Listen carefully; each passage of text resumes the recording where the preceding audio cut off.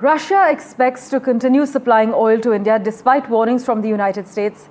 This is what Russian embassy officials in New Delhi have said, further adding that Moscow hopes trilateral talks will soon take place with India and China. Russian First Deputy Prime Minister Denis Manturov had said separately that Russia saw scope for supplies of liquefied natural gas to India. In fact, we continue to ship fuel, include crude oil and oil products, is what he had said. Thermal and cooking coal is included, but we see potential for the export of Russian LNG. These are the words of Manturov. He was quoted as saying this by Interfax news agency.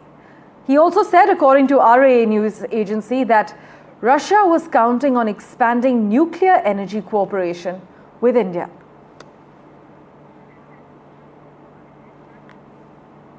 Meanwhile, Dr. Jaishankar will hold bilateral talks with his Russian counterpart Sergey Lavrov in Moscow. This as Chinese Foreign Minister Wang Yi is in Pakistan for the 5th round of Pakistan-China strategic dialogue.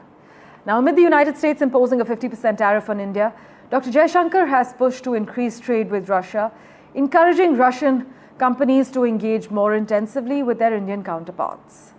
Noting India's rapidly growing economy and initiatives like Make in India that have opened up new windows for foreign businesses, Dr. Jaishankar also said that these dimensions represent an invitation for Russian companies to engage more.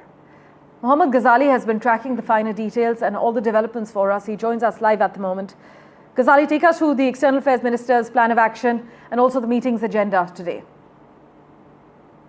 See, the External Affairs Minister will be meeting his counterpart, Mr. Lavrov, today. Yesterday, he already had a meeting with the Deputy Prime Minister of Russia over different aspects of business and trade sort of collaboration with Russia.